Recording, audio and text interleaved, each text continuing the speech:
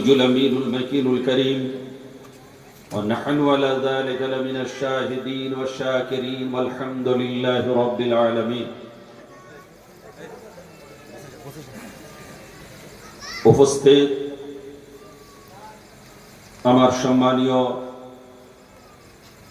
সকল এই পাক মজলিসে সমবেত আমার পীর ভাই ও পর্দানসীন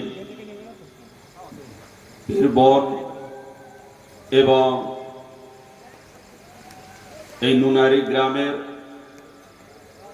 আপামর সকল গ্রামবাসী,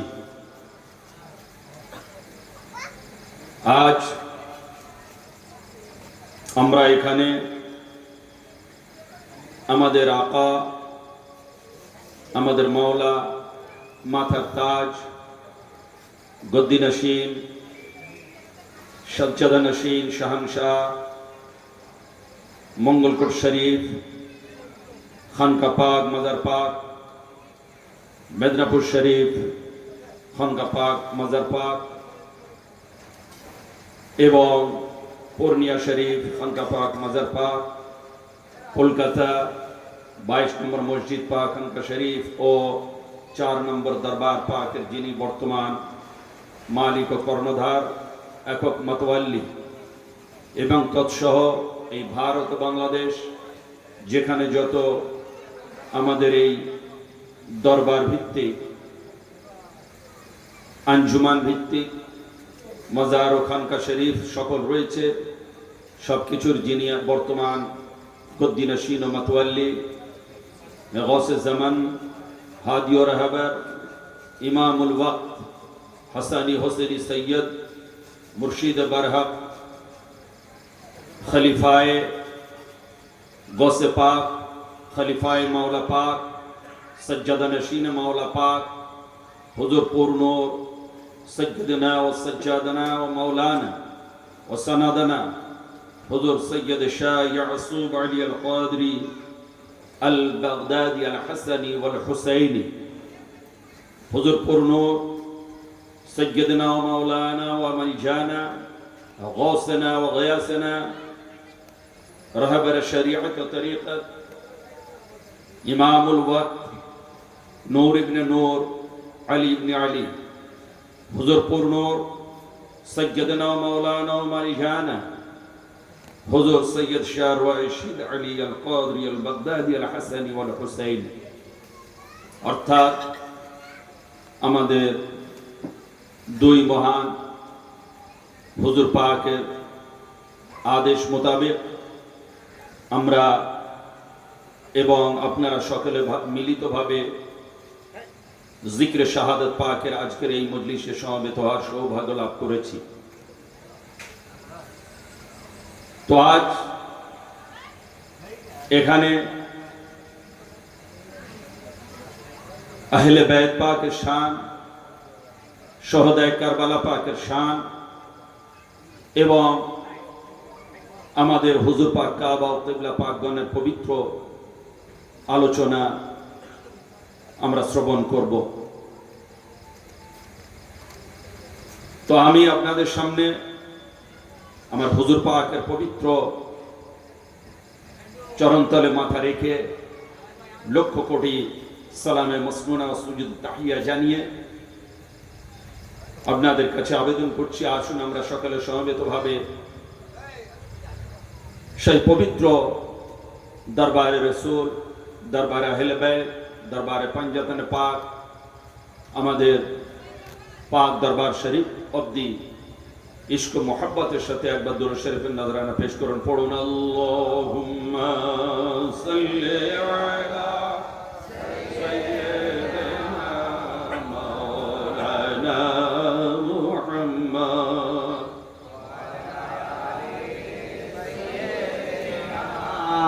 সাফিয়ানা মাওলানা মুহাম্মদ সাল্লাল্লাহু আলা নবিয়্যিল উম্মি ওয়া আহলি বাইতিহি ওয়া সাল্লাম। आज देखो जिक्र शहादत पाक মুহররমুল হারাম শরীফের 10 তারিখ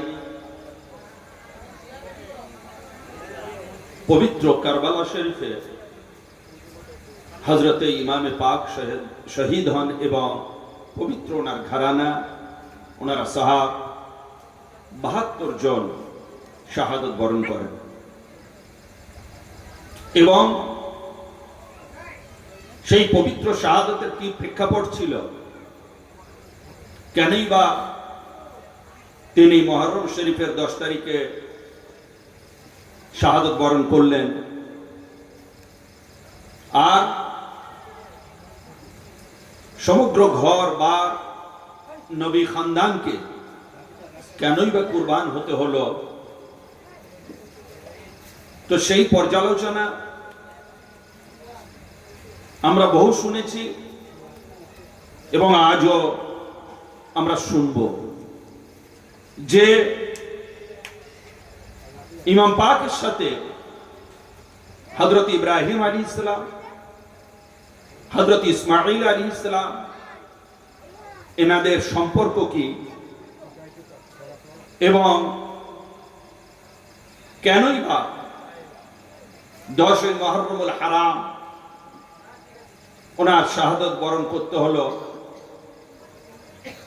10 তারিখ কুরবানি, তার আগের মাস, বছর শেষ, ফের এই কারবালা ঘটলো, নতুন বছর নতুন মাস, 10 তারিখ। তো আজ এই কারবালা যে হঠাৎ করে ঘটে যাওয়া একটা বিচ্ছিন্ন ঘটনা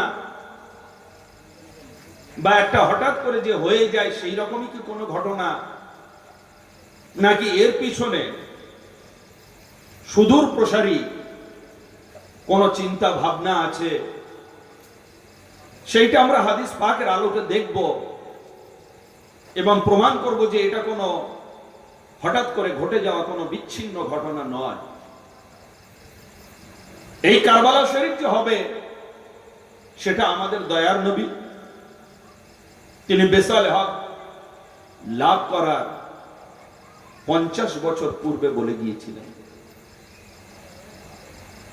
তাহলে বোঝা গেল যে এটা হঠাৎ করে বা বিচ্ছিন্ন কোনো ঘটনা নয়। কারবালা যে মর্মান্তিক ঘটনা, এই মর্মান্তিক ঘটনা বহুদিন থেকে ষড়যন্ত্র আকারে ঘটানোর ষড়যন্ত্রকারীরা চেষ্টা করছিল এবং করেই আসছিল। সেইটাই বাস্তবায়ন হলো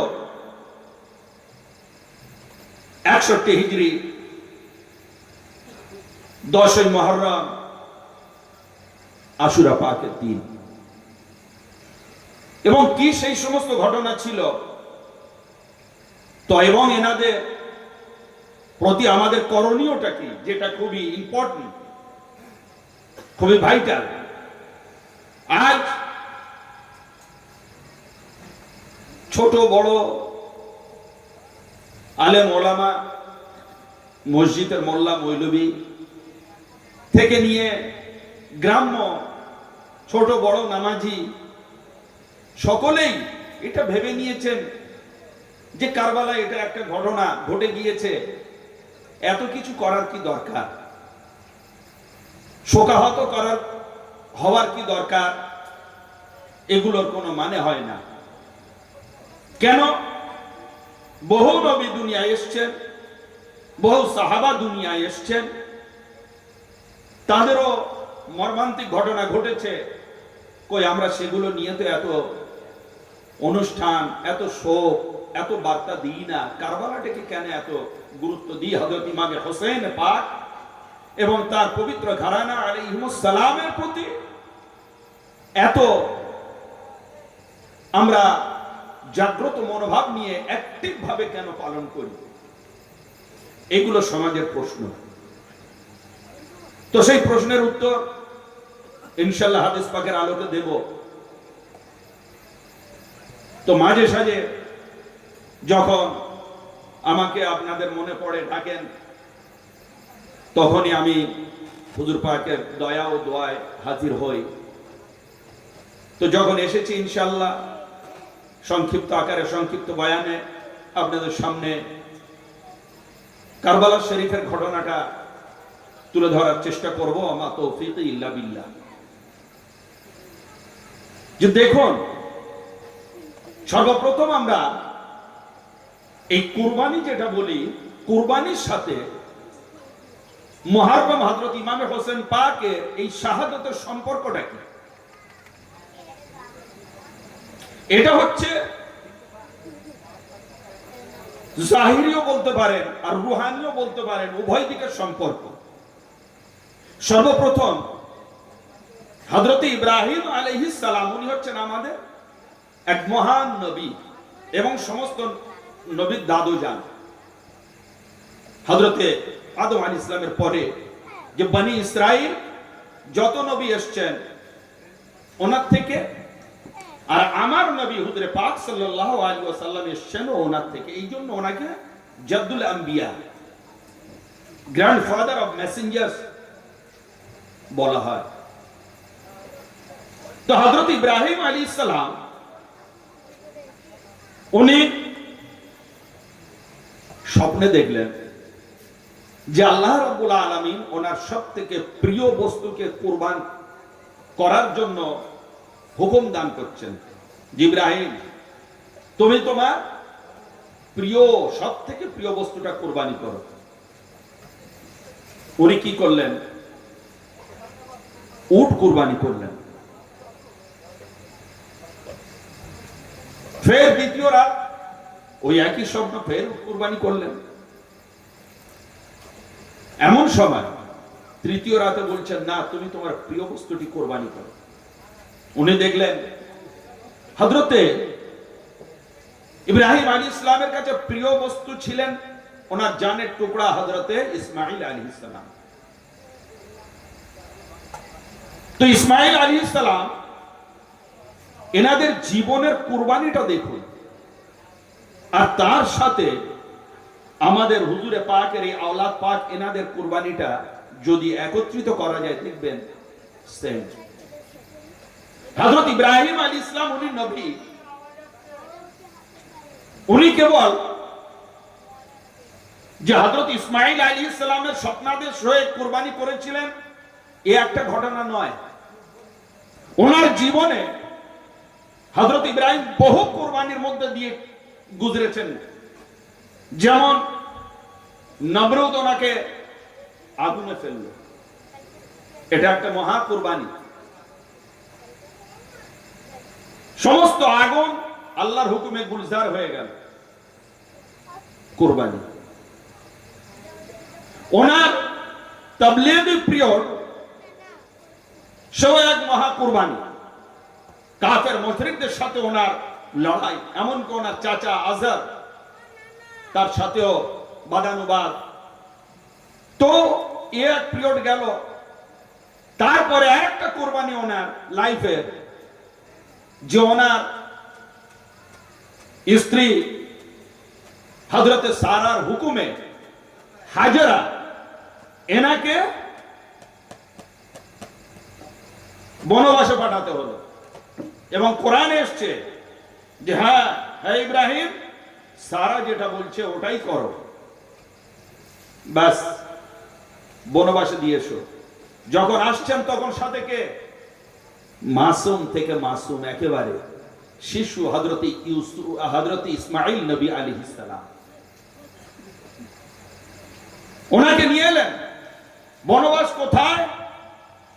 না, হযরতে আদম যে ঘর আল্লাহ তৈরি করেছিলেন, ফেরেশতারা যে ঘর তৈরি করে দিয়েছিলেন, একদম বাইতুল মামুর উপর থেকে নিচে একদম সোজা যে ঘর কাবা বলা হয়, এই কাবা এখানে জনমানবহীন এলাকা, পানিবিহীন এলাকা, জন্তু জানোয়ার পশু প্রাণীদের আস্তানা, পাহাড়ময় বালুরাশি মরুভূমি, এখানে রেখে দিতে হবে। নিজের স্ত্রী, আর ওই বয়সে ওই রকম একটা নুরানি সুন্দর বাচ্চা রেখে আসতে হবে। উনি হুকুম রাখে এলেন। প্রত্যেকটা কুরবানির মধ্যে ওনার একটা যে লাইফে ঘটে গিয়েছে আমাদের মহা শিক্ষা দিয়ে যায় যে আল্লাহর জন্য, দ্বীন ইসলামের জন্য, সত্যকে এস্টাবলিশ করার জন্য আমাদের নবী রাসূলগণ এনারা কিভাবে না আল্লাহর রাস্তায় বিলীন করে দিয়েছিলেন নিজেদেরকে। কি করলেন? হযরতে মা হাজেরা এবং হযরত ইসমাঈল কে নিয়ে যখন এলেন, রেখে গেলেন মরুভূমির ওপরে, বালির কাছে, কাবা শরীফের কাছে, চারিদিকে বিস্তীর্ণ এলাকা, মরুভূমি, পানিহীন। যখন উনি রেখে ফিরে চলে যাচ্ছেন, তখন বলছেন, ইব্রাহিম, স্ত্রী বলছেন যে আপনি আল্লাহর নবী না? মহান নবী আপনি। আপনি আমার একটা কথা শুনুন, এই যে এখানে রেখে যাচ্ছেন, আমি একা এই ছোট মাসুম বাচ্চাকে নিয়ে থাকবো কি করে? ডিজার্ট এলাকা, একেবারে কি করে থাকবো? হযরতে ইব্রাহিম ফিরেও তাকান না, কিছুই বলছেন না, হেঁটে চলেছেন। চিন্তা করুন, নিজের বাচ্চা যদি থাকে, ওইটা ফিল করো যে আল্লাহর হুকুমে মরুভূমির বুকে ছেড়ে রেখে চলে যেতে হচ্ছে। ফিল করুন। আর ওইটার সাথে জয়েন করুন হযরতে আলী আসগার, হযরত ইমাম হোসেন পাকের মাসুম বাচ্চা সম্পর্ক।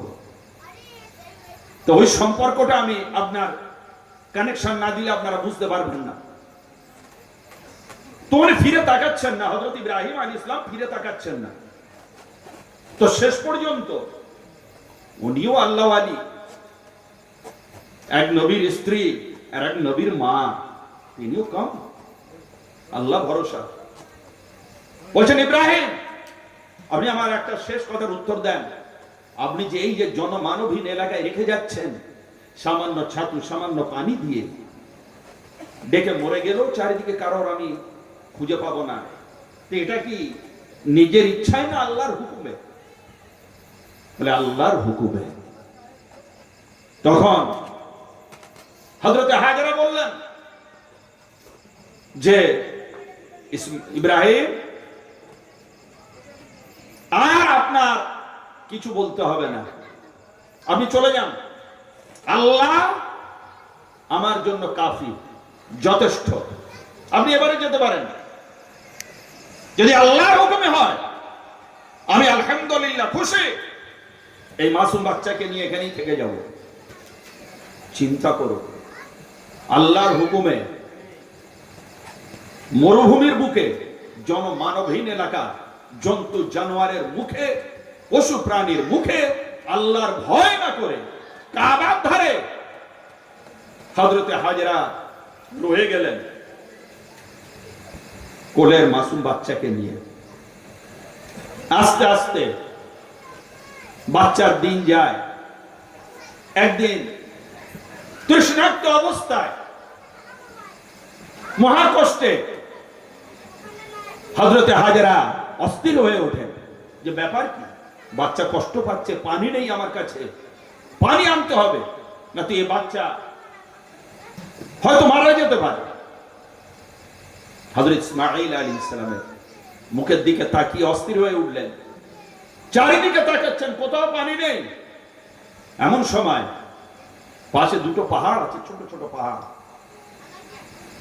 একটার নাম সাফা, একটার নাম মারওয়া। উনি ওখান থেকে দেখলেন, ওই কাবার ধার থেকে দেখলেন যে সাফা পাহাড়ের গা ধরে পানি বয়ে যাচ্ছে। চিন্তা করুন, পানির অভাবটা দেখুন ইসমাঈলের জন্য।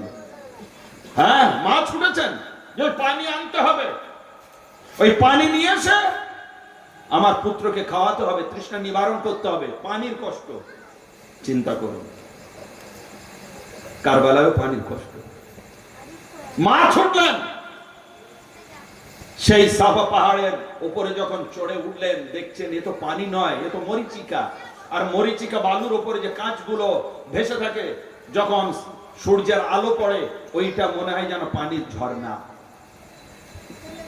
ওখান থেকে যখন মারওয়া পাহাড়ের দিকে তাকালেন, দেখলেন ওখান থেকেও পানির ঝর্ণা নেমে আসছে, ওখান থেকে দৌড় লাগালেন। গিয়ে দেখলেন না, লক্ষ্যভ্রষ্ট। ওখানেও ওই অ্যাজ ইট ইজ, যেমন বালুরাশি সূর্যের আলোয় পানির ঝর্ণা বলে মনে হচ্ছে। ওদিক থেকে এদিক, এদিক থেকে ওদিক খালি তাকাচ্ছেন আর দৌড়াচ্ছেন, কোথাও পানি পেলেন না। 7 বার যখন দৌড়ঝাঁপ করলেন, হযরতে মা হাজরা এইবারে নিজের শাহজাদা হযরতে ইসমাঈল আলাইহিস সালামের কথা মনে উঠল যে হায়, আমি যার জন্য উপরে দৌড়াচ্ছি সে বাচ্চা তো নিচে, হয়তো এতক্ষণ কোন বনের প্রাণী এসে তাকে ক্ষতি করে গিয়েছে। নিচে নেমে এলেন, নিচে নেমে এসে কি দেখলেন, যে পানির জন্য এ পাহাড় থেকে ও পাহাড়, ও পাহাড় থেকে এ পাহাড় দৌড়ালেন, এসে দেখছেন সেই পানি হযরতে ইসমাঈল আলাইহিস সালামের পায়ের আঘাতে পাথর ফেটে ঝর্ণা প্রবাহমান আল্লাহ তৈরি করে দিয়েছেন। এইবার উনি দেখে অবাক, সাথে সাথে বাচ্চাকে কোলে তুলে নিলেন, বাচ্চাকে কোলে তুলে নিলেন, ইসমাঈলকে কোলে তুললেন, তুলে পানি বয়ে চলে যাচ্ছে। আরবে পানির দাম খুব। উনি দেখলেন পানি যত বয়ে চলে যাবে, প্রবাহিত হবে, পানি নষ্ট হবে, ওয়েস্ট হবে, একে এক জায়গায় রাখতে হবে। এমন সময় কি করলেন উনি, একজন আল্লাহর নেক বাঁদির জবানের তাসির দেখুন, একজন নবীর মায়ের জবানের তাসির দেখুন, একজন নবীর স্ত্রী পরিবারের জবানের তাসির দেখুন। আর ওনারা কারা? আমার হুজুর পাক 4 নম্বর পাক থেকে নিয়ে যে বংশ চলেছে, গস পাক হয়ে কারবালা, কারবালা হয়ে মৌলা আলী পাক, রসুলে পাক, ওই বংশের, ওই বংশ আদি। এনারা কোন আওলাদ? ওই আওলাদ, ইসমাঈল, হাজরা, ইব্রাহিম। তো দেখুন এনারা তাহলে কে হলেন? হযরতে ইব্রাহিম নবীর পরিবার, স্ত্রী, ইসমাইল নবীর আম্মা হুজুর, আর হুজুর গৌস পাক বা রসুল পাক, হাসনাইন কারিমাইন পাক, খাতুনে কিয়ামত পাক থেকে নিয়ে আমাদের 4 নম্বর দরবার পাক অবধি এনাদের দাদি আম্মা জান হচ্ছেন হযরতে হাজরা, দাদি আম্মা জান। হযরতে ইব্রাহিম তিনিও বংশানুক্রমে সম্পর্কে দাদুজান হচ্ছেন, হযরত ইসমাঈলও হচ্ছেন ওই বংশে। জবানের তাসির দেখুন, পৃথিবীর বুকে এরকম জবান, এরকম তাসির দ্বিতীয় আল্লাহ কারো দান করেন, যা এই নসলে আতাহারে দান করেছেন। তো ঘটনাটা কি? ঘটনাটা যখন পানি বয়ে যাচ্ছে, পানি যখন এদিক ওদিক নষ্টের দিকে যাচ্ছে, তখন উনি কিছু নুড়ি পাথর নিলেন, নুড়ি পাথর, নুড়ি পাথর নিয়ে এরকম চারিদিকে ঘিরে দিলেন, ঘিরে দিয়ে বলছেন জমজম স্টপ, রুক যাও, এখানেই থেমে যাও। তো যখন হযরতে মা হাজরা, উনি নবী নন, নবীর স্ত্রী, নবীর মা, এবং আমার হুজুর পাক সমস্ত এই বংশে আতাহারের উনি দাদি যান। তো কি হলো? সাথে সাথে জবানের তাসির দেখুন, পানি ওখানে জমে গেল। কিভাবে জমলো?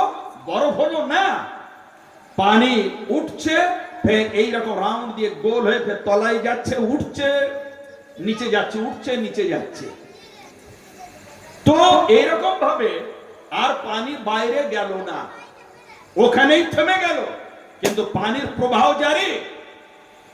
তো দয়ার নবী হুজুরে পাক সাল্লাল্লাহু আলাইহি ওয়াসাল্লাম, আমাদের মহানবী বিশ্বনবী সাল্লাল্লাহু আলাইহি ওয়াসাল্লাম বলেছিলেন, ওই দিন যদি হাজেরা ওই জমজম বলে ওই পানির গতি যদি না রুকে দিত, তাহলে ওই পানি প্রবাহ হয়ে সারা দুনিয়ার নদ নদী সমুদ্রে গিয়ে ওই পানি মিলিত হতো।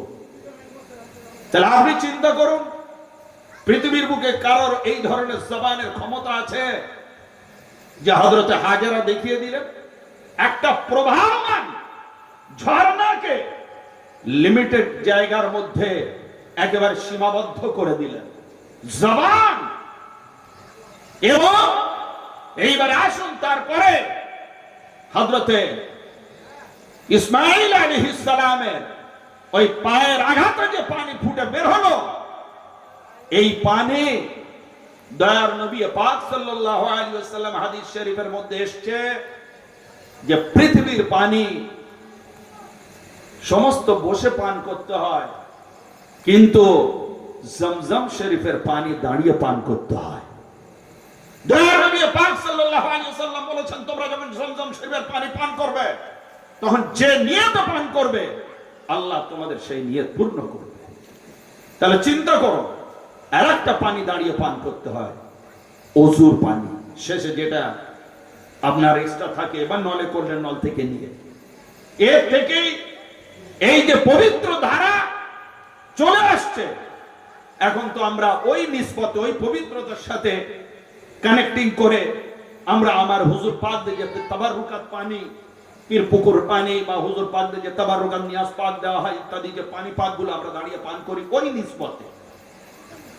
তো আজ হযরত ইসমাঈল আলাইহিস সালাম, আমি ওদিকে যাব না বেশি, গেলে আসল উদ্দেশ্যের দিকে বিশাল ইতিহাস যদি কখনো শোনানো যায়। খালি আমরা তো খালি হযরত ইব্রাহিম আলাইহিস সালামের কুরবানিটা স্মরণ করেছি, বাস। কুরবানির 10 তারিখ এলো, আপনার শাওয়াল মাস থেকে, জিলকাদ মাস থেকে কুরবানি দেওয়ার জন্য গরু খুঁজে বেড়াই, খাসি খুঁজে বেড়াই। যেই কুরবানির সময় এলো, চাঁদ উঠলো, নামাজ পড়েই সাথে সাথে কুরবানি দিয়ে ভাবলাম ব্যাস, এই একটাই কুরবানি হযরত ইসমাঈল ও ইব্রাহিম দিয়েছিলেন। ওনার সব কুরবানির স্মৃতিগুলো ভুলে যায়। কিন্তু যাই হোক, যদি এটা মনে রাখেন, তাহলে মনে রাখুন যে হযরত ইব্রাহিম আলাইহিস সালাম যে ইসমাঈল আলাইহিস সালামের এইবারে কুরবানি করবেন, সেই ঘটনাটাই আসুন। তারপরে সাথে কারবালার রিলেশন, এই কুরবানি কিভাবে হলো। তো দিন যায়, হযরতে ইব্রাহিম আসেন, দেখাশোনা করেন, ফের চলে যান। ফের আসেন, দেখাশোনা করেন, কিছু ছাতু কিছু পানি দেন, ফের চলে যান। কেমন আছো তোমরা? না ভালো আছি। ইসমাইল কেমন? না ইসমাইল বড় হয়েছে, আস্তে আস্তে খেলাধুলা করছে। একদিন হযরতে ইব্রাহিম নবী আলাইহিস সালাম আল্লাহ প্রদত্ত প্রত্যাদেশ প্রাপ্ত হলেন, হ্যাঁ ইব্রাহিম, তুমি তোমার সবথেকে প্রিয় বস্তুকে কুরবান করো। বুঝতে পারলেন না, সকালে উঠলেন, শতাধিক উট কুরবানি দিলেন। দ্বিতীয় দিন সেম, ফের উট কুরবানি দিলেন। তৃতীয় দিন উনি বুঝতে পারলেন, চিন্তা করলেন যে উট কুরবানি আল্লাহ চাচ্ছেন না, তারবিয়া বলা হয়। এই জন্য 8-9 এই তারিখ কেন? চিন্তার সময় ওটা কি বলছেন আল্লাহ, আমি তো বুঝতে পারছি না কি কুরবানি করব। মাথায় আসেনি যে ছেলে কুরবানি করতে হবে। হ্যাঁ, আমরা তো একটা গরু, একটা খাসি, একটা বকরি, একটা ছাগল কুরবানি দিয়ে মনে করি আমরা কুরবানি দিয়েছি।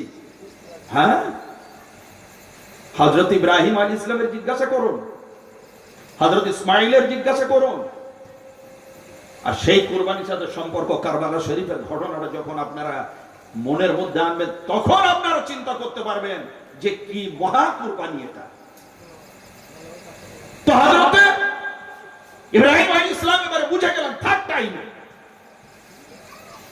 10ই জিলহজ। কি বুঝলেন? যে আল্লাহ রাব্বুল আলামিন পশু প্রাণীর কুরবানি চাচ্ছেন না।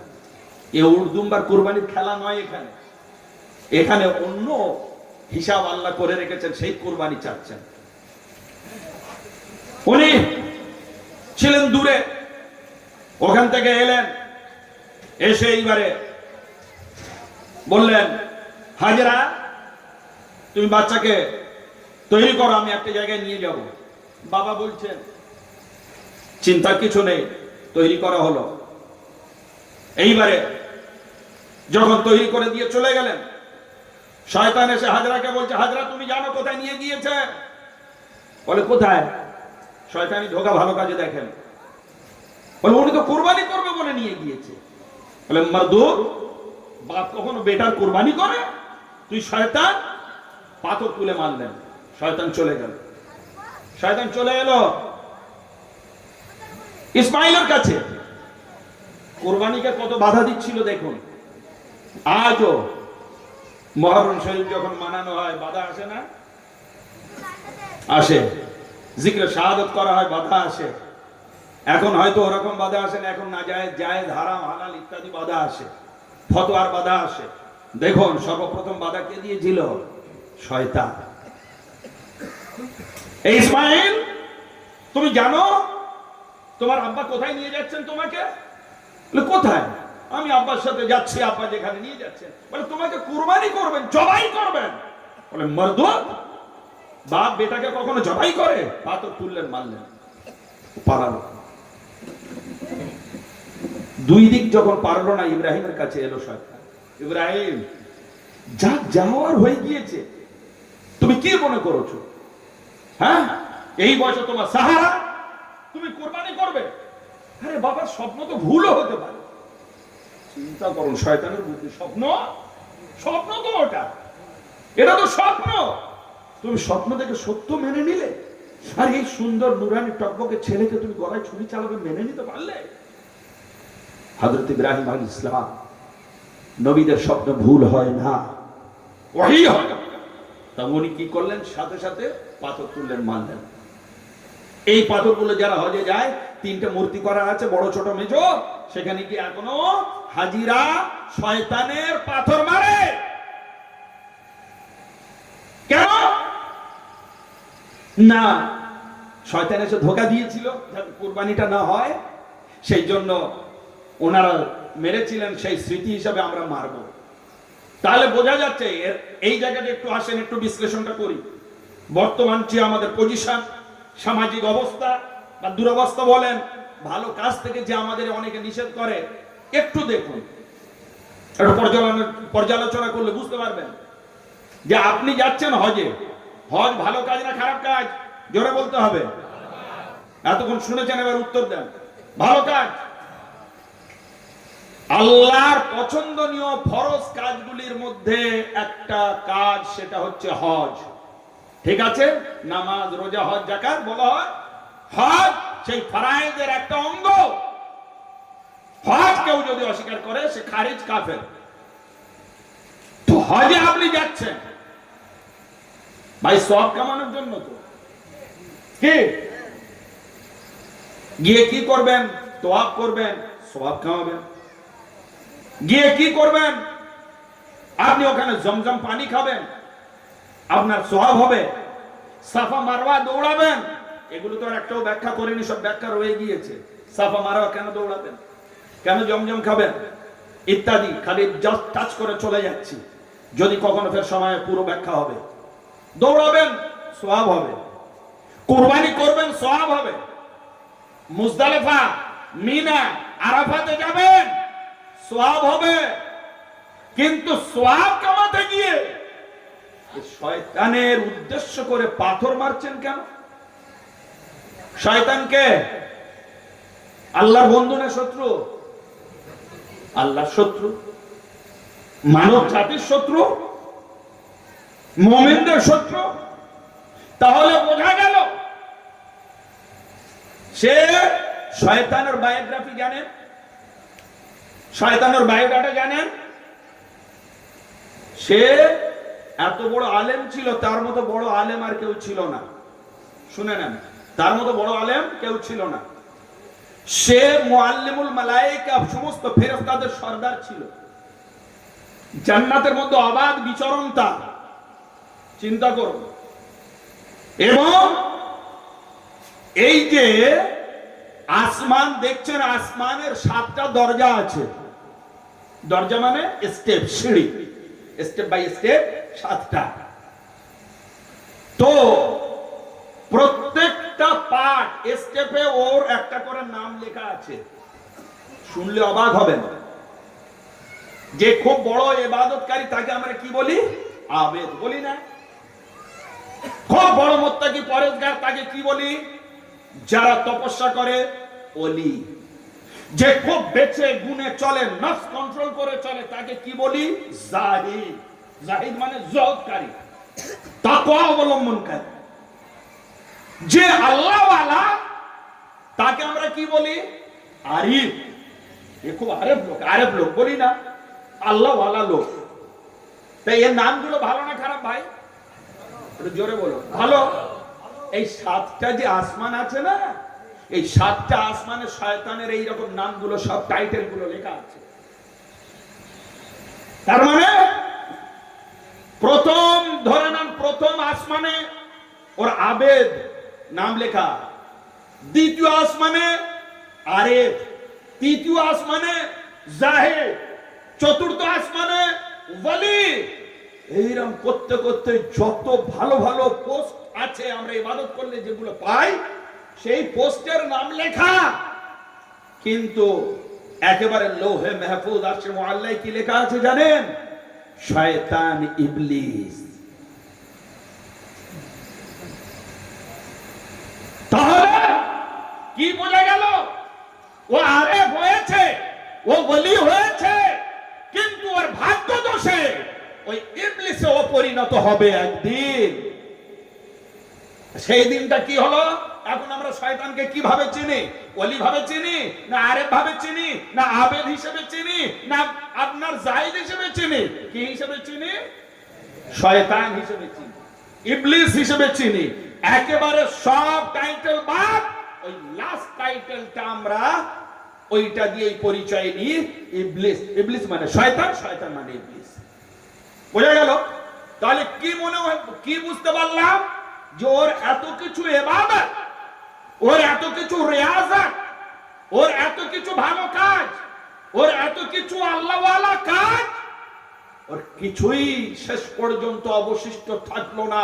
কখন? যখন আল্লাহ পাক বললেন ওয়াসজুদু লিআদম, যে সমস্ত ফেরেশতা তোমরা আদমকে সিজদা করো। সমস্ত ফেরেশতা, হযরত জিবরাইল, হযরত ইসরাফিল, হযরত মিকাইল, জবরদস্ত সমস্ত ফেরেশতা সব হযরত আদমের দিকে সিজদায় পড়ে গেলেন জমিনে। ওই একা দাঁড়িয়ে, ওই একটাই মাত্র টাইম, শুনে নেন, ওই একটাই মাত্র টাইম যে আল্লাহর সিজদা কেউ করেনি। আল্লাহ হুকুম দিলেন, ফেরেশতা চলে যাও, আদমকে সিজদা করো। আল্লাহর দিক থেকে সেই সিজদাটা ঘুরে আদমের দিকে চলে এলো। কোন ফেরেশতা আল্লাহর দিকে ঘুরে সিজদা করেনি। ওই পিরিয়ডটা, ওই পিরিয়ডটা আছে আপনার আসর থেকে নিয়ে মাগরিব অবধি পিরিয়ডটা ছিল। তাফসীরে বিভিন্ন এসেছে ওই উক্তি।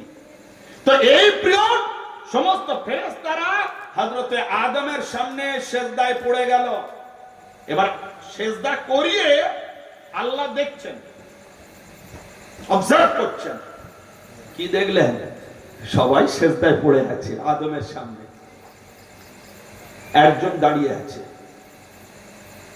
ভাই ওই পাথর মারাটা ভুলবেন না, শয়তানের পরিচয়টা একটু দিচ্ছি, ওর বায়োগ্রাফিটা একটু শোনাচ্ছি, শোনানো দরকার রয়েছে।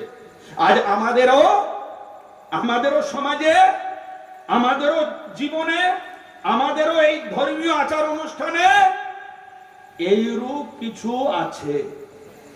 কি করবেন সেইটা আমি হাদিস, অ্যাকর্ডিং টু হাদিস এবং তাফসীর দিয়ে বোঝানোর চেষ্টা করছি।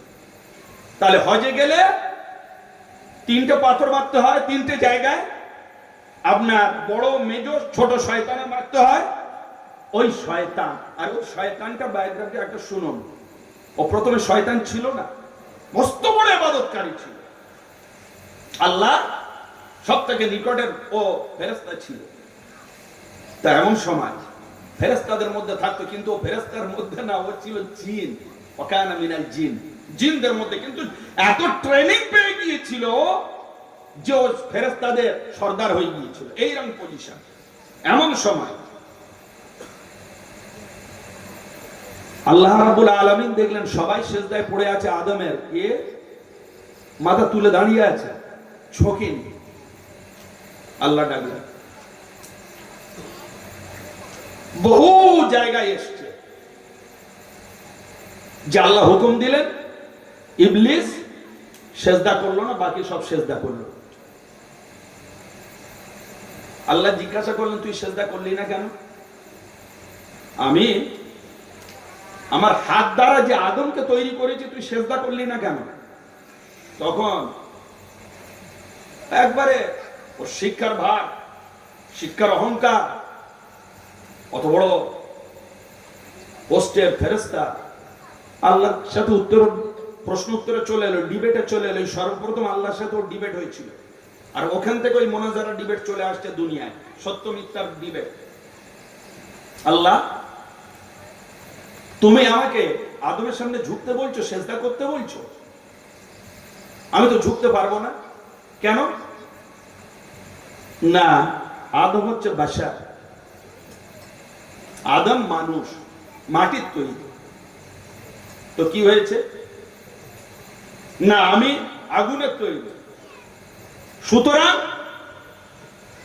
কোরআন শরীফের মধ্যে ওর যে শব্দটা বলেছিল সেটা এসছে, আনা খায়রুম মিনহু,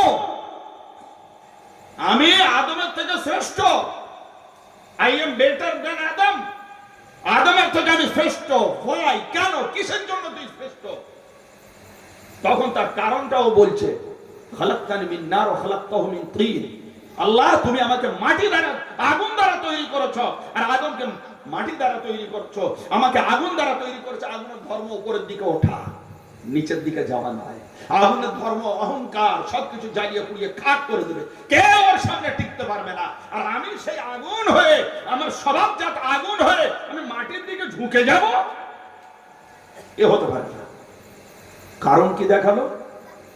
যে আমি মাটির দিকে ঝুঁকবো না। ও তো মাটি, আদম তো মাটির তৈরি, আর আমি আগুনের তৈরি। আগুন কখনো মাটির দিকে ঝোঁকে না। শয়তান এটা দেখেছিল যে আদম মাটি, কিন্তু মাটির মধ্যে আসল কার সেজদা ছিল, সেটা তাফসীরে কবীরের মধ্যে বলা আছে যে ও শয়তান বুঝতে পারেনি যে মাটির মধ্যে কি আল্লাহ রেখেছে, হযরত আদমের শরীরে কি আছে, এটা শয়তান বুঝতে পারেনি। কিতাবের মধ্যে এসছে, যদি শয়তান বুঝতো তাহলে সবার আগে সেজদা করত, আর কিয়ামত অবধি সে সেজদায় পড়ে থাকতো। কি ছিল সেটা? সেটা হচ্ছে নূরে মুহাম্মাদি মুস্তাফা সাল্লাল্লাহু আলাইহি ওয়াসাল্লাম। আমার দয়ার নবীর নূর ছিল, সেইটাকে সেজদা করতে বলা হয়েছিল। তাফসীরে কবীরের মধ্যে এটা বলা আছে, উল্লেখ করা আছে। তাহলে এইবারে আসো, হযরতে আদমকে সেজদা করলো না শয়তান, মরদুদ হয়ে গেল। সেই প্রথম ও অত বড় আমিল, অত বড় আলেম, অত বড় পণ্ডিত, শেষ পর্যন্ত পরিণতি পরিস্থিতিটা কি হলো? না, শয়তান হয়ে গেল। ওর কোন ইবাদত আল্লাহ কবুল করলেন না, কোন সেজদা কবুল করলেন না, কোন তাসবিহ কবুল করলেন না। কেন? এই জন্য যে আল্লাহ পাক তার মাহবুব আদমকে সেজদা করতে বলেছিল। আল্লাহ বুঝিয়ে দিলেন যে আমাকে তুমি মানছো ততক্ষণ, যতক্ষণ না আমার সাথে কোনো মাহবুব আছে, তুমি আমাকে আল্লাহ আল্লাহ করো, ঠিক আছে, ততক্ষণ আমি তোমার উপরে খুশি। কিন্তু যখন আমার কোনো মাহবুব বান্দা তোমার সামনে দাঁড়িয়ে যাবে, তার আমার ইবাদত করার সাথে সাথে তার রেসপেক্ট করবে, তার সম্মান করবে, তার ইজ্জত করবে, এটা হচ্ছে আমারও মানার উল্লেখযোগ্য একটা আদেশ। ওনাকে তাজিম করলেও আমাকে মানা হবে। সুতরাং তুমি আদমের সামনে ঝুঁকে যাও, তোমার সব কবুল করে নেব। ও ঝুঁকলো না, সব বরবাদ হয়ে গেল। আল্লাহ ওর ধ্বংস করে দিলেন। ওর শেষ ইবলিস, যে ওর পরিণতি শয়তান, তার মধ্যেও পড়ে গেল। এইবারে সেই ইবলিস, ওর কাজ কি হলো? ও তখন আল্লাহ বললেন, ফাখরুজ মিনহা ফাইন্নাকা রাজিম, তুই বেরিয়ে যা, জান্নাত থেকে বেরিয়ে যা, তুই মরদুদ হয়ে গেলি, কিয়ামতের দিন তোকে আমি জাহান্নামে পুরে দেবো। তখনও কি বলেছিল জানেন? হে আল্লাহ, তুমি তো আমাকে দুনিয়ায় পাঠিয়ে দিচ্ছ, এই আদমের সাথে তো আমার ঝগড়া, এই আদমের সাথে ঝগড়া করার কারণে তুমি তো আমার দুনিয়ায় পাঠিয়ে দিচ্ছ। আল্লাহ, এতদিন যে তোমার আমি ইবাদত করেছি, কিছু তার উপকার পাবো না? সেই ইবাদতের জন্য কিছু তুমি আমার ফল দেবে না? বলে, তুই কি চাস? তুই কি চাস বল? আমার তো ইবাদত করেছিস, ঠিক আছে, তা তোর যা চাইবি তাই দেব। বলে আল্লাহ আমার শক্তি দাও যেন আমি যে আদমের জন্য আমি জাহান্নামী হয়েছি সেই আদম জাত আওলাদকে যেন আমি গোমরাহ করতে পারি, পথভ্রষ্ট করতে পারি, ধ্বংসের দিকে নিয়ে যেতে পারি। কেন না? ওদের জন্য আমি জান্নাত থেকে বেরিয়েছি, আর ওরা জান্নাতে যাবে আমি সহ্য করব? এদের আমি জান্নাতে যেতে দেব না। তখন আল্লাহ বললেন, যা আমি তোকে সেই পাওয়ারটা দিলাম। যখন ও পাওয়ারটা পেয়ে গেল, তখন ফের ঘুরি আল্লাহকে বলছে, এবারে সব বান্দার জন্য আল্লাহ পাক বলে দিলেন যে তোকে আমি পাওয়ার দিয়ে দিলাম, তুই আমার বান্দাদের গোমরাহ কর। ও তখন কি করলো? এই আল্লাহর খাস এই বান্দাদের মধ্যে দুটো ভাগ করলো, দুটো ডিভাইড করলো। একটা ও গোমরাহ করতে পারবে, আর একটা গোমরাহ করতে পারবে না। কোরআন শরীফের মধ্যে এসছে আয়াতটি। ও বলল তখন আল্লাহকে, আল্লাহ তুমি যে আমার এই পাওয়ার দিলে, আমি সবকে গোমরাহ করব। লা উবিয়ান্নাহুম আজমাইন, আল্লাহ আমি সবকে গোমরাহ করব, ইল্লা ইবাদাকা মিনহুমুল মুখলাসিন, কিন্তু আল্লাহ তোমার যারা নেক মুখলিস বান্দা তাদেরকে আমি কখনো গোমরাহ করতে পারবো না। সারেন্ডার করে নিল শয়তান। তো এই জায়গায় আর শয়তানের বেশি বায়োডাটা শুনে লাভ নেই।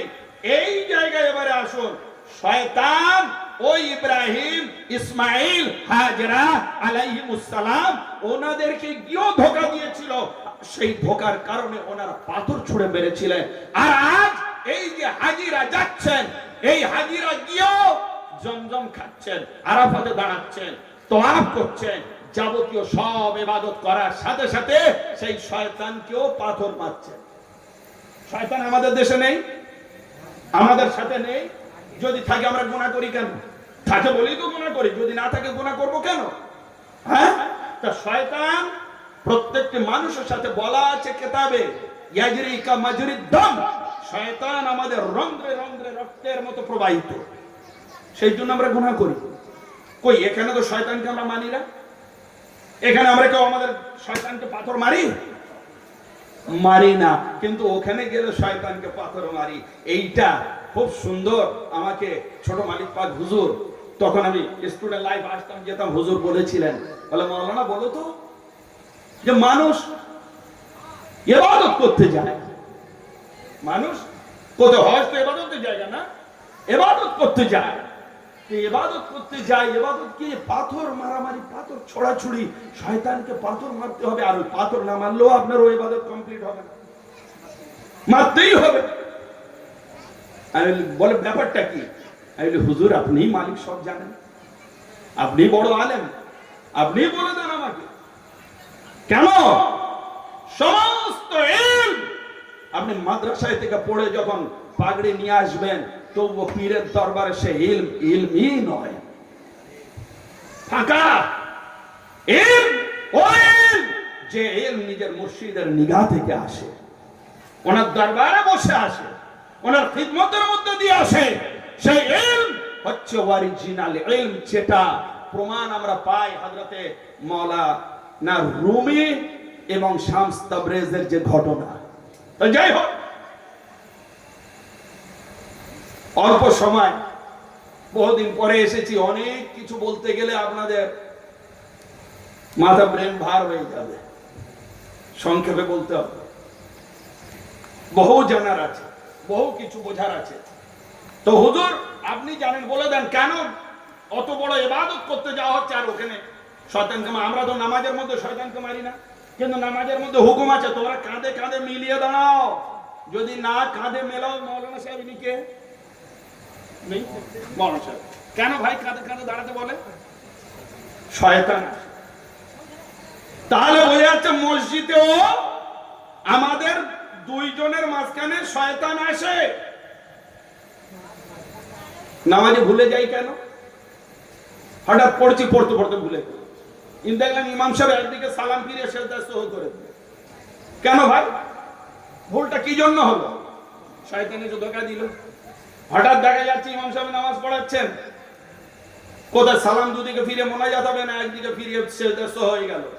কেন ভাই? কিসের জন্য?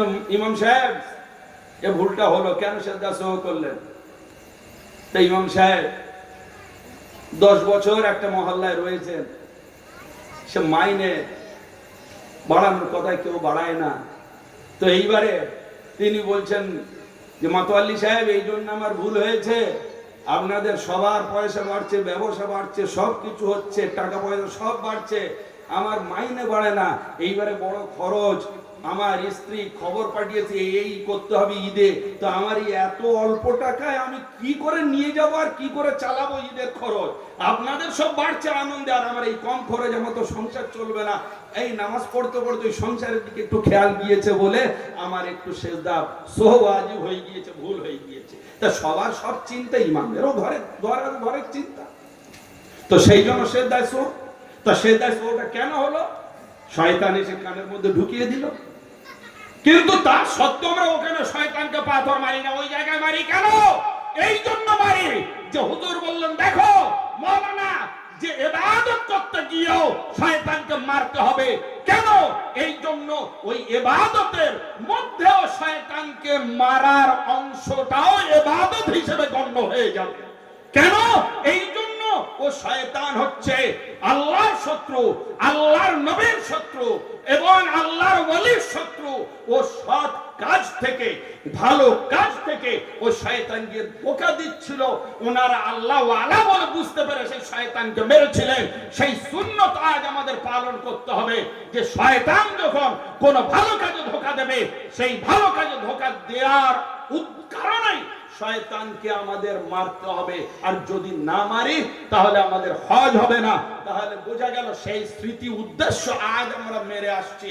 আর আজ আমরা যখন এই বিভিন্ন ওলি আউলিয়া মাজার শরীফে যাই, বুজুর্গানে দ্বীনের কাছে যাই, আহলে বাইত পাকের জিকির করি, আমরা যখন এই মুহররম পাক আসে, আমরা যখন 40 চাহাল্লুম শরীফ করি, আমরা যখন ইমাম পাকের শোকাহত হয়ে যায়, আমরা যখন মাতম পাক করি, আমরা যখন ইমাম পাকের শানে কাসিদা পড়ি, আমরা যখন নারা লাগাই, আমরা যখন ঝান্ডা তুলি, আমরা যখন নিশান পাক লাগাই, আমরা যখন ইমাম পাকের শানে যাবতীয় যা কিছু করি, সবকিছু আজকালকার কিছু সেই যুগের শয়তানের রূপে এসে আমাদের বাধা দেয়।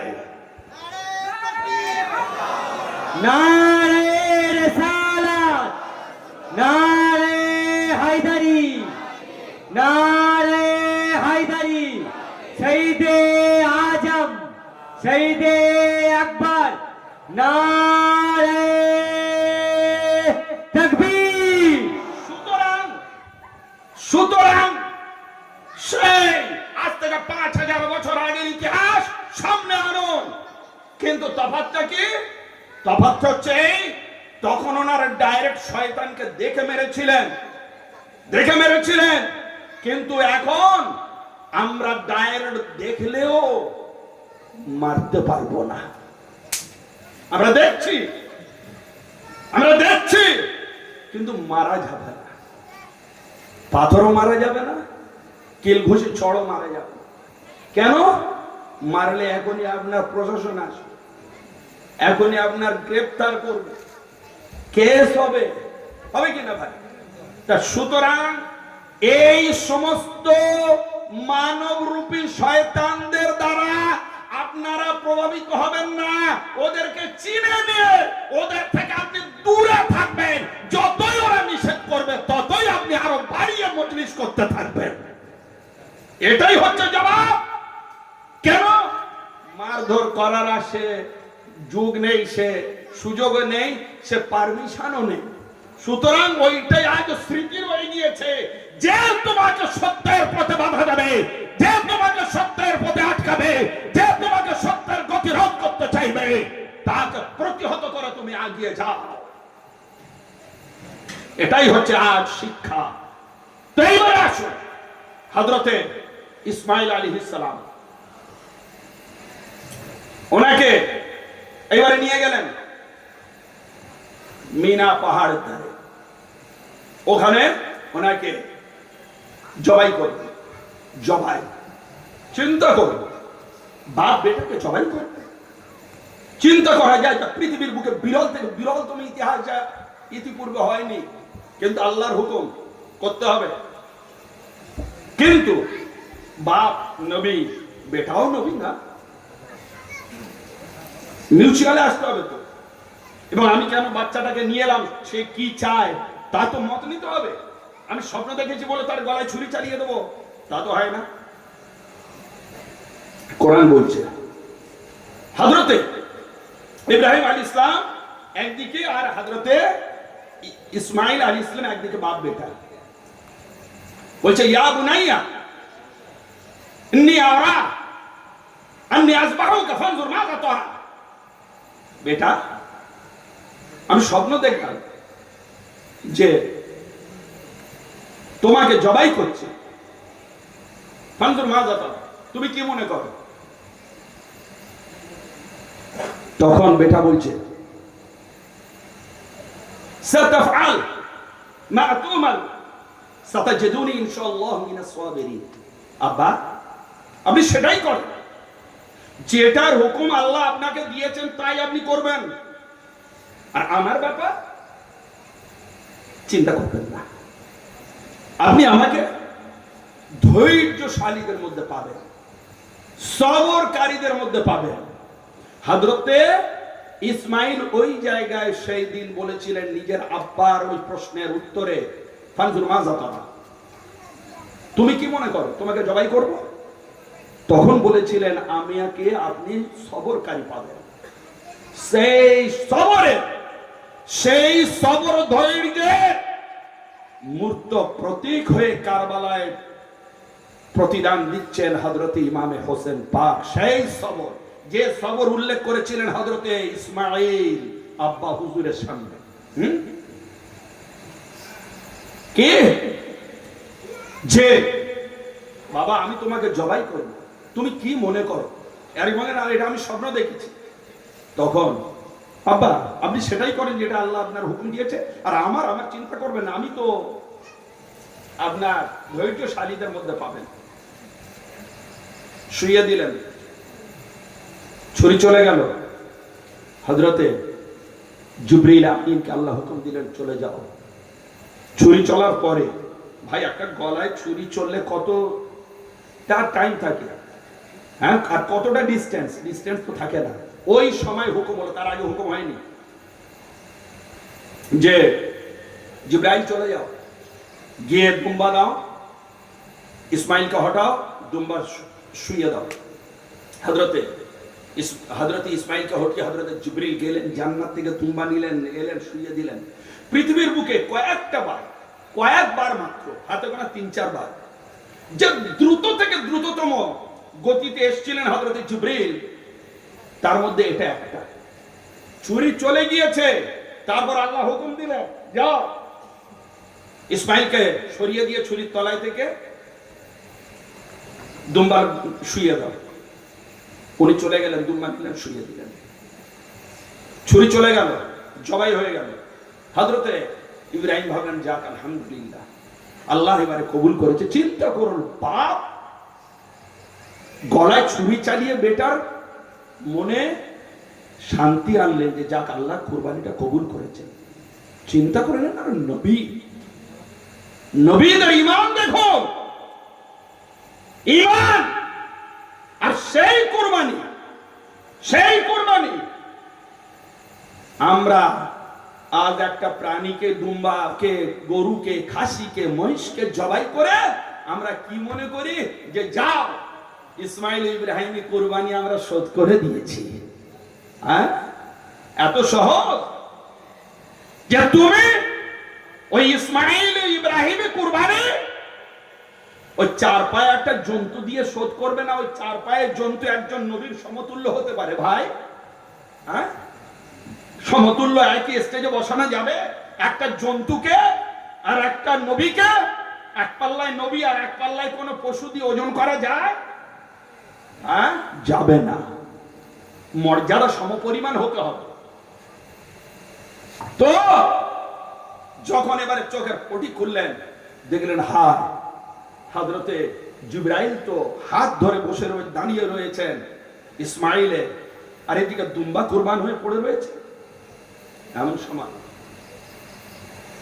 উনি ব্যথিত হলেন, আল্লাহ কি ব্যাপার, আমার কি আবার কুরবানিটা কবুল হলো না? আল্লাহ পাক ফের কোরআনে বলছেন, না, তোমার কুরবানি কবুল হয়েছে, তুমি তোমার স্বপ্নকে সত্য পরিণত করেছো। কিন্তু শোনো ইব্রাহিম, আফাদাইনাহু বিযিবহিন আযীম, আমি এই কুরবানিটাকে মস্ত বড় একটা জীবনের ফিদিয়া দিয়ে, মূল্য দিয়ে, মুক্তিপণ দিয়ে আজ ইসমাঈলকে আমি বাঁচিয়ে নিলাম। আফাদাইনাহু বিযিবহিন আযীম,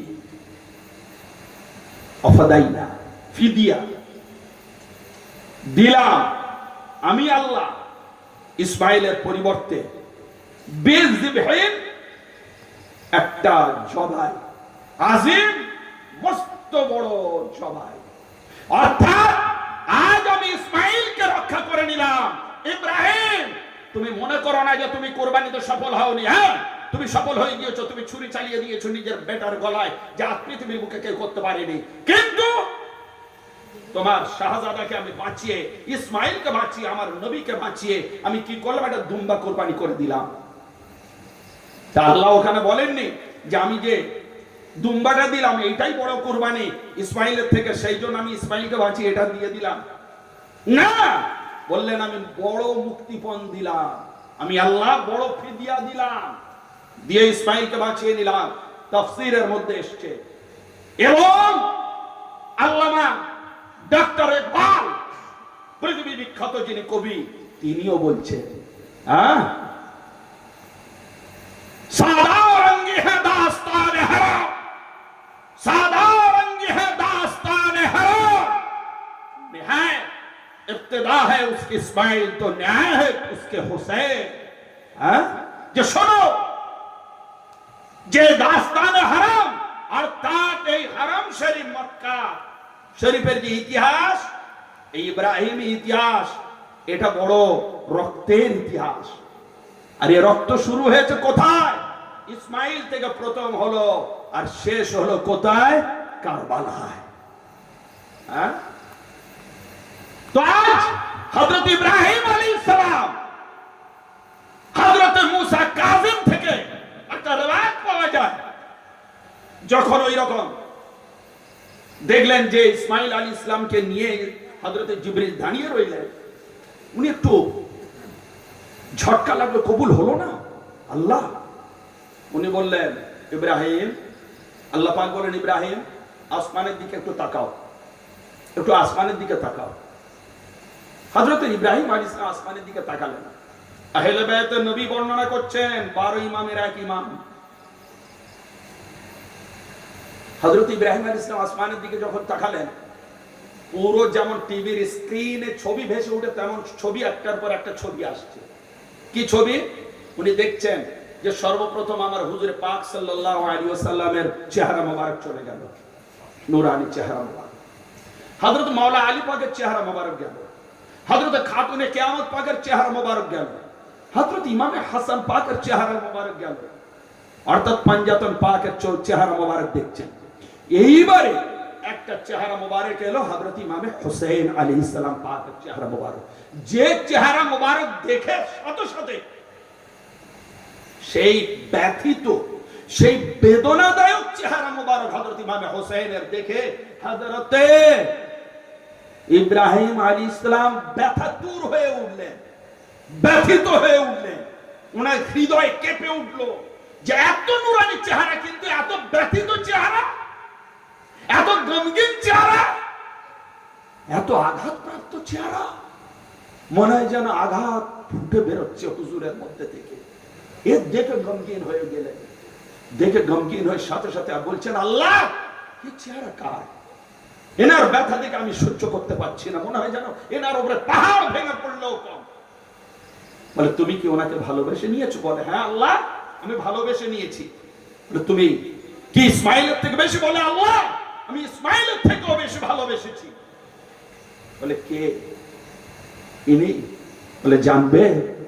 বলে, ইনি হলেন তোমার ইসমাইলকে যে বাঁচিয়ে নিলাম, তোমার ইসমাইলের বংশে আমার রাসূল দয়ার নবী মুহাম্মদ রাসূলুল্লাহ সাল্লাল্লাহু তাআলা আলাইহি ওয়াসাল্লাম তাশরীফ আনবেন।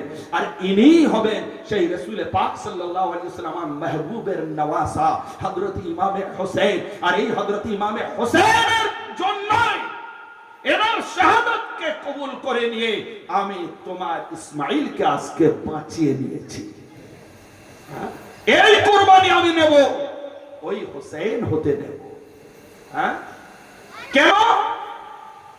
গ্রন্থকাররা বলেছেন, ওলামারা বলেছেন, আর এটা আপনাদের লজিক ও ডকুমেন্টস সব দিকেই এটা আপনাদের একেবারে পারফেক্ট উদাহরণ হবে যে হযরত ইসমাঈল আলাইহিস সালাম উনি কে? আমার নবী জানের দাদু যান, নবী পাকের দাদু যান, ওনারই বংশ আমার নবী পাক এলেন।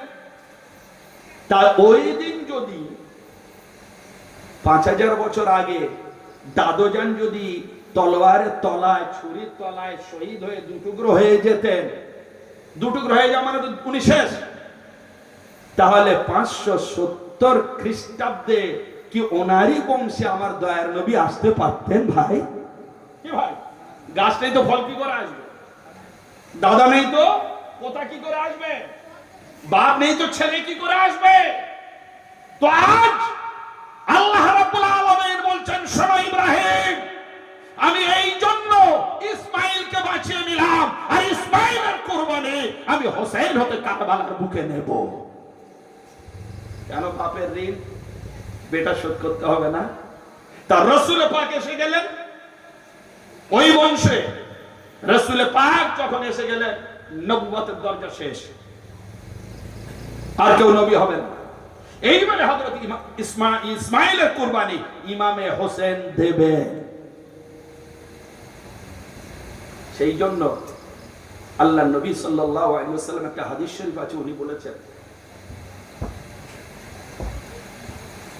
যে হোসেন মিন্নি ওয়া আনা মিনাল হোসেন, হোসেন আমার থেকে, হোসেন আমার থেকে, আর আমি হোসেনের থেকে। মানেটা কি? এটা বোঝা যায় নানার থেকে, দাদার থেকে নাতি পোতা আছে। কে? নানার থেকে, দাদার থেকে নাতিরা, পোতারা, নওয়াসারা এরা আসে। কিন্তু এটা কি বললে মানায় যে পোতা ছিল বলে নানা হয়েছে বা দাদা হয়েছে, নাতি ছিল বলে নানা হয়েছে? এটা কি উল্টে কেউ বলি আমরা সমাজে? কেউ বলি না। কেন? উল্টে হয়ই না, তো বলবো কেমন করে? আসল থেকে তো নিচের ফল আসবে, নাকি ফল থেকে উপরে যাবে? কিন্তু হ্যাঁ, এর মানে এই দুটো মানে আছে যে আল্লাহ নবী হোসেন থেকে কেমন দুটো মানে। প্রথম হচ্ছে এই যে আল্লাহ নবী সাল্লাল্লাহু তাআলা আলাইহি ওয়াসাল্লাম থেকে হোসেন, এটা ঠিক।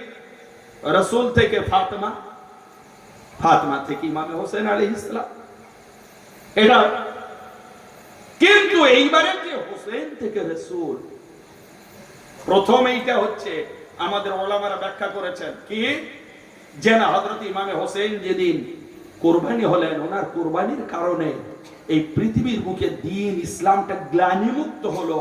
ওনার রক্ত কুরবানির কারণে আল্লাহ দ্বীন ইসলাম, নামাজ, রোজা, হজ, যাকাত, আযান, কোরআন, কিতাব, কালেমাকে সম্পূর্ণভাবে পাক পবিত্র করে দ্বিতীয়বার পৃথিবীর বুকে এস্টাবলিশ করলেন। ওনার কুরবানির কারণে আজ আমরা মেম্বারে আজান শুনতে পাই, মিনারায় আজান শুনতে পাই, মসজিদে খুতবা শুনতে পাই। আমরা এই দ্বীনি চর্চা করছি, আল্লাহর জিকির করছি। এটা করতে পারি না তো ইয়েজিদি এই লস্কর সম্পূর্ণ ধ্বংস করে দিত পৃথিবীর বুকে। আল্লাহর নবীর দ্বীন ইসলাম বরকরার থাকতো না, ধ্বংস হয়ে যেত। এটা হচ্ছে নাম্বার 1। আর এই দ্বীন ইসলাম বরকরার মানে আমার নবী ও আল্লাহর নাম পৃথিবীর বুকে এস্টাবলিশড হলো, বরকরার হলো, স্থায়ী হলো। না তো জালিম বাদশারা মালাউনরা সব ধ্বংস করে দিয়েছিল। ইমাম হোসেন এসে ওখানে গতিরোধ করলেন, ব্যারিকেড দিয়ে দিলেন ওনার কুরবানি দ্বারা। সুতরাং ওনার কুরবানিতে আমার হুজুরের দ্বীন ইসলাম নিয়ে আসাটা রক্ষা হলো।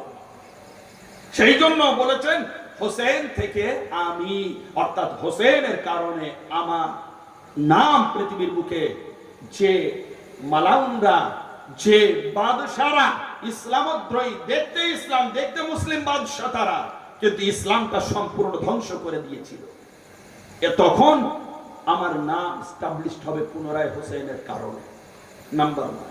নাম্বার 2, যেটা মাশায়েখে কেরাম রুহানি প্রাপ্ত ব্যক্তিরা বলেছেন, কি সেটা বলেছেন এই যে আল্লাহ পাক দয়ার নবী মাহবুব হুজুরে পাক সাল্লাল্লাহু তাআলা আলাইহি ওয়াসাল্লাম তার হোসেন হতে ব্যাখ্যাটা এই যে হযরত ইমামে হোসেন নের ওসিলায় ওনার কুরবানিটা করিয়ে ইসমাইলকে বাঁচিয়ে নিয়ে ওই বংশে রাসূল পাককে আল্লাহ পাক দুনিয়ায় পাঠালেন।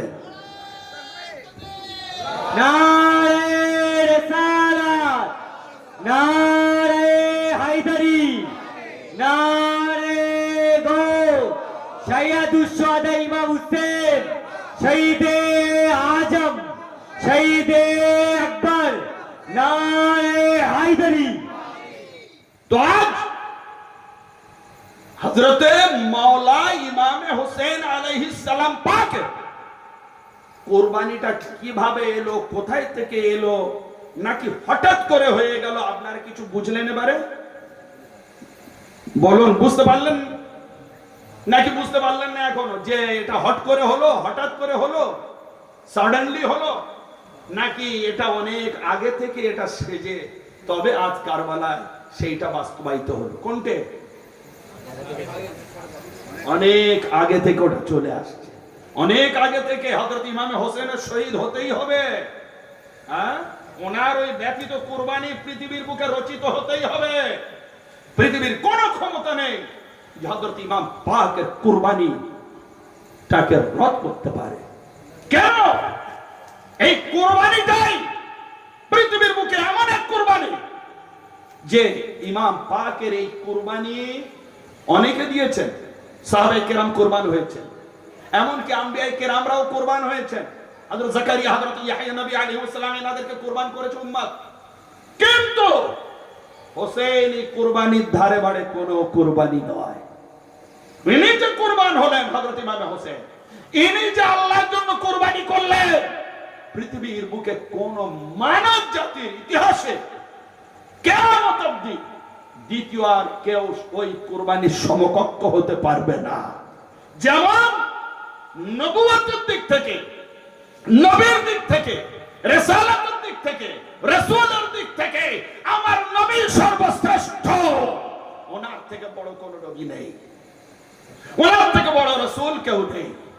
তাও শাহাদাতের দিক থেকে, কুরবানির দিক থেকে হযরতে ইমামে হোসেনের সমতুল্য পৃথিবীর বুকে কেউ নেই। সেই জন্য রাসূল পাককে বলা হয় রাসূল আযম, সর্বশ্রেষ্ঠ রাসূল। আর মাওলা হোসেনের শাহাদাতকে বলা হয় শহীদ আযম ইমামে হোসেন। মাওলা হুসেন জিন্দাবাদ, শহীদ সম্রাট মাওলা হুসেন জিন্দাবাদ। তো আজ হযরত ইমামে হোসেন শহীদ আযম, সর্বশ্রেষ্ঠ শহীদ। এর মর্যাদা পৃথিবীর বুকে আল্লাহ পাক হযরত ইমাম পাকের জন্য রেখেছিলেন, দ্বিতীয় আর কারোর জন্য নয়। আমরা ইমাম হোসেন পাকের শাহাদাতকে স্মরণ করে আমরা কিন্তু কাঁদি না, মাতম করি না। উনি শহীদ হয়েছেন বলে সেই জন্য নয়। কিসের জন্য? শাহাদাত তো ওনাদের ঘরের জিনিস, আল্লাহর জন্য ওনারা শহীদ হবেন, এটা তো ওনাদেরই জিনিস। কিসের জন্য আমরা করি?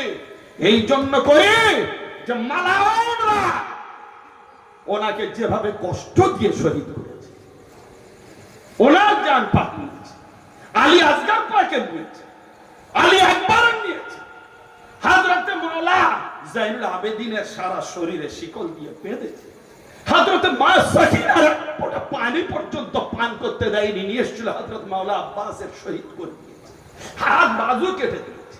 হযরতে মাওলা হযরতে সাকিনা আলাইহিস সালামের কানের বালি পর্যন্ত দুল ছিন্ন করে দিয়েছে।